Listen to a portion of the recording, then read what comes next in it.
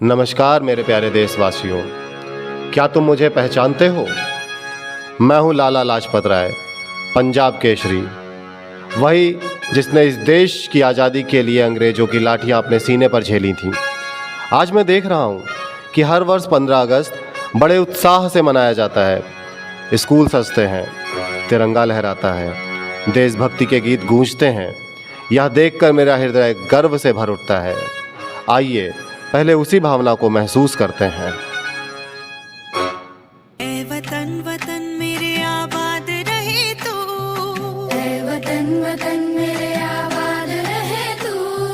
मैं जहाँ रहूँ जहाँ में याद रहे तू, मैं जहाँ रहूँ जहाँ में याद रहे तू। ऐ वतन मेरे वतन, ऐ वतन मेरे वतन।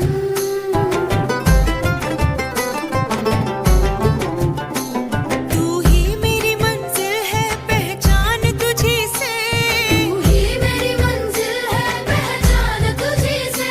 पहुँचूं मैं जहाँ भी मेरी बुनियाद रहे तू, पहुँचूं मैं जहाँ भी मेरी बुनियाद रहे तू। ऐ वतन मेरे वतन, ऐ वतन मेरे वतन।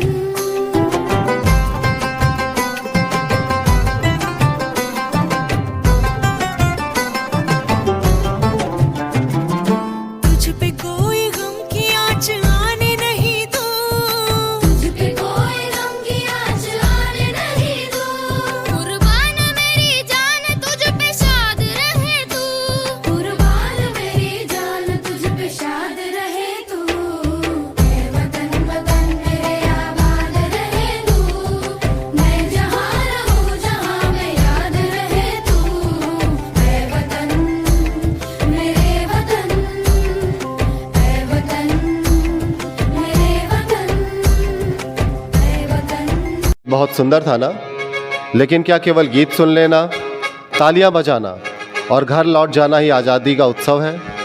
नहीं, आज़ादी हमें यूं ही नहीं मिली। इसके लिए ना जाने कितने वीरों ने अपना आज कुर्बान कर दिया ताकि तुम्हारा कल सुरक्षित हो सके। मैं केवल एक स्वतंत्रता सेनानी ही नहीं था, बल्कि एक शिक्षक, समाज सुधारक और राष्ट्र निर्माता भी था। मेरा विश्वास था कि जिस राष्ट्र की शिक्षा मजबूत होगी वही राष्ट्र सशक्त बनेगा। इसी विश्वास के साथ मैंने महात्मा हंसराज जी और अपने साथियों के साथ डीएवी शिक्षा आंदोलन को आगे बढ़ाया ताकि भारत का हर बच्चा भारतीय संस्कृति, नैतिक मूल्यों और आधुनिक शिक्षा से समृद्ध हो सके। मैंने युवाओं को केवल पढ़ना ही नहीं बल्कि अपने देश से प्रेम करना, अन्याय के विरुद्ध खड़ा होना और राष्ट्र के लिए समर्पित हो जाना भी सिखाया। लेकिन अंग्रेजी हुकूमत को हमारी यह जागृति स्वीकार नहीं थी। सन 1928 में जब साइमन कमीशन भारत आया, तब लाला जी ने पूरे देशवासियों के साथ उसका विरोध किया। लाला जी की आवाज को दबाने के लिए अंग्रेजों ने उन पर निर्ममता से लाठियां बरसाईं। उनके शरीर पर चोटें लगी, लेकिन उनका हौसला नहीं टूटा। तब लाला जी ने कहा था, मेरे शरीर पर पड़ी प्रत्येक लाठी ब्रिटिश साम्राज्य के ताबूत की एक एक कील सिद्ध होगी। लाला जी के इन शब्दों ने एक युवा क्रांतिकारी के हृदय में ऐसी ज्वाला जगा दी कि जो उसने संकल्प लिया, इस अन्याय का उत्तर अवश्य दिया जाएगा। उस वीर का नाम था भगत सिंह। आइए इतिहास के उसी अमर अध्याय को फिर से जीवंत करते हैं।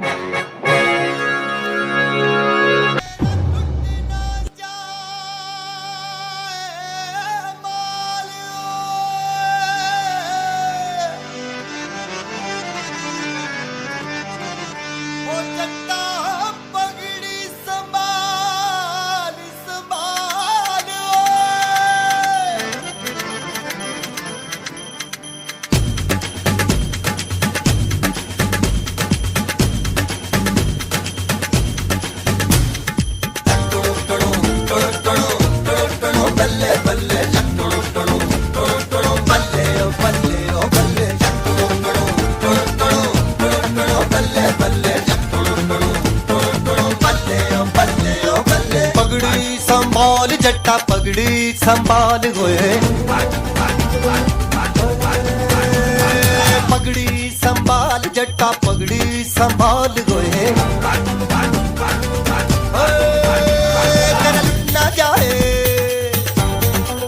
ओ तेरा लुट ना जाए माल जट्टा पगड़ी संभाल गोए। तोड़ गुलामी की जंजीरें बदल दे तू अपनी तकदीरें, पड़ जा ऐसा इनके पल्ले कर दे इनकी पल्ले पल्ले।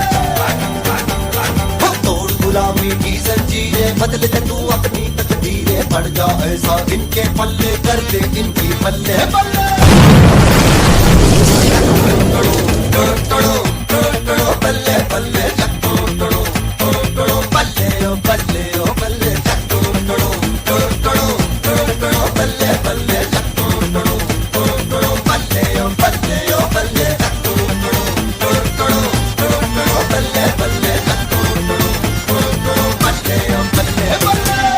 लाला लाजपत राय के बलिदान ने भगत सिंह के मन में अंग्रेजी हुकूमत के विरुद्ध संघर्ष का संकल्प और मजबूत कर दिया। 8 अप्रैल 1929 दिल्ली के केंद्रीय विधानसभा में भगत सिंह और बटुकेश्वर दत्त पहुंचे। वे चाहते थे कि अंग्रेजी सरकार भारत की आवाज़ सुने, और फिर सभा के भीतर एक धमाका हुआ।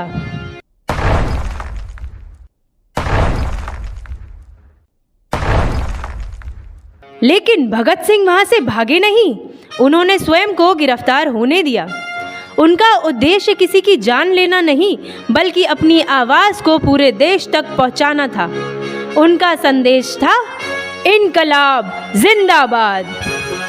यह केवल एक नारा नहीं था, यह एक विचार था, अन्याय के विरुद्ध आवाज़ उठाने का विचार।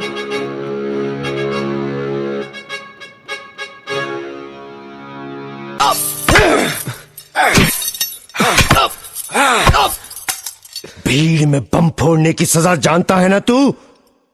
अब भी वक्त है, गुनाह कबूल कर ले, सजा कम हो सकती है।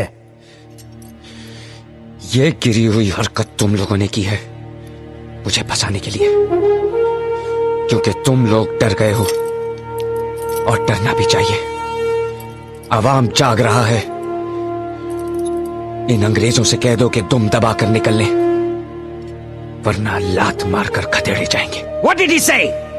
Sir, I am saying the choice is yours, sir. Leave my land or get thrown out. गिरफ्तारी के बाद भगत सिंह को जेल में डाल दिया गया, लेकिन जेल की दीवारें उनके हौसले को रोक नहीं सकी। भारतीय कैदियों के साथ होने वाले भेदभाव के विरोध में भगत सिंह और उनके साथियों ने भूख हड़ताल शुरू कर दी। दिन बीतते गए, शरीर कमजोर होता गया, लेकिन उनका संकल्प और मजबूत होता गया। नहीं सिन्हा, अभी बहुत कुछ करना बाकी है। जो मैं करना चाहता हूं उसका 1000वां हिस्सा भी नहीं कर पाया हूं। पंडित जी को संदेश भिजवा दो कि जंग अभी जारी है और मैं मैदान छोड़कर नहीं आ सकता। इसका अंजाम जानते हो भगत? फांसी। मर के क्या हासिल करोगे? जानते हो मेरी दिली ख्वाहिश क्या है? मैं चाहता हूं कि मैं हंसते हुए फांसी पर चढ़ जाऊं, ताकि मेरी मौत देश के नौजवानों के लिए एक मिसाल बन सके, और वो सभी बिना डरे जंगे आजादी में कूद पड़े। अगर ऐसा हुआ ना दोस्त, तो उस आजाद भारत का सपना जो हमने देखा है जरूर पूरा होगा, जहां कोई किसी का गुलाम नहीं होगा। हवा, पानी, फसलें, सब पर सबका बराबर का हक होगा। जात पात को लेकर खून खराबा नहीं होगा। हिंदू भाई, मुसलमान भाई मंदिर मस्जिद के नाम पर एक दूसरे का गला नहीं काटेंगे। हर मजहब, हर धर्म, हर जात के लोग एक ही आसमान के नीचे सुरक्षा की सांस लेंगे, और वही होगा सही मायने में आजाद भारत, सुनहरा भारत, हमारा भारत। उनकी इस लड़ाई ने पूरे देश का ध्यान अपनी ओर खींच लिया। एक युवा क्रांतिकारी अपने साहस से लाखों युवाओं के दिलों में स्वतंत्रता की लौ जला रहा था। राजगुरु 121 और दफा 302 के तहत फांसी। शाबाश। सुखदेव दफा 121 और दफा 302 के तहत फांसी। खुश कर दिया ओए। भगत सिंह दफा 121 और दफा 302 के तहत फांसी। धन्यवाद आपका।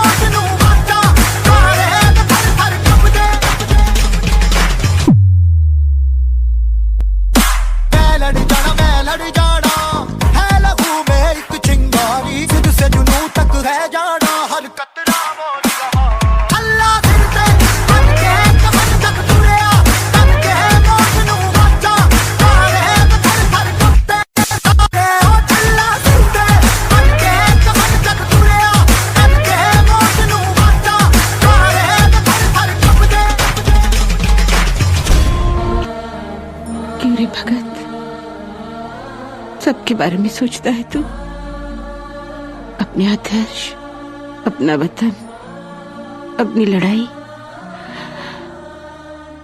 अपनी माँ के बारे में नहीं सोचता। हाँ, जब भी वतन के बारे में सोचता था तू ही तो नजर आती थी, तुझे ही तो देखता था। तू ही मेरी प्रेरणा, मेरी शक्ति है। इतनी छोटी उम्र में सबको छोड़कर चला जाएगा तू? ओ माई मेरी क्या फिक्र तुझे, क्यों आंख से दरिया बहता है। तू कहती थी तेरा चांद हूं मैं और चांद हमेशा रहता है। मेरी ज़मीं महबूब मेरी, मेरी नस नस में तेरा इश्क बहे। फीका ना पड़े कभी रंग तेरा, जिस्मों से निकल के खून कहे। फिर आया वह दिन, भगत सिंह, राजगुरु और सुखदेव को फांसी की सजा सुनाई जा चुकी थी। अगली सुबह उनका जीवन समाप्त होने वाला था, लेकिन भगत सिंह के चेहरे पर भय नहीं था। वह अपने अंतिम समय में भी अपने देश और अपने सपने के बारे में सोच रहे थे।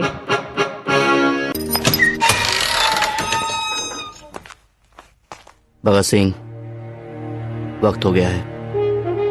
2 मिनट जेलर साहब, लेनिन के बारे में पढ़ रहा हूं। एक क्रांतिकारी दूसरे क्रांतिकारी से मिल रहा है।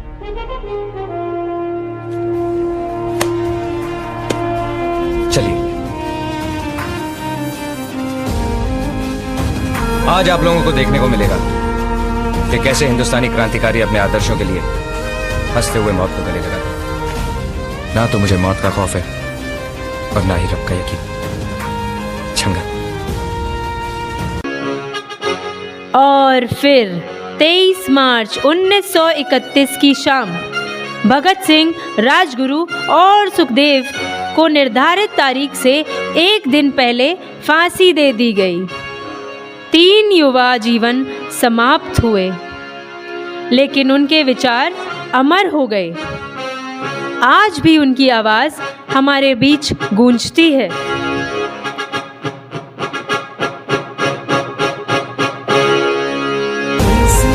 इनकलाब जिंदाबाद! इनकलाब जिंदाबाद! इनकलाब जिंदाबाद!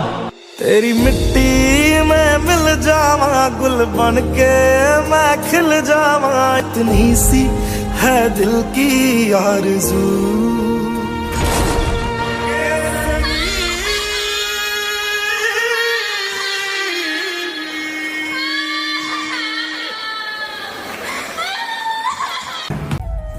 जो देश को चाहते हैं वो और कुछ नहीं चाहते। मेरी धरती मुझसे पूछ रही कब मेरा कर्ज चुकाओगे। मेरा गंबर मुझसे पूछ रहा कब अपना धर्म निभाओगे।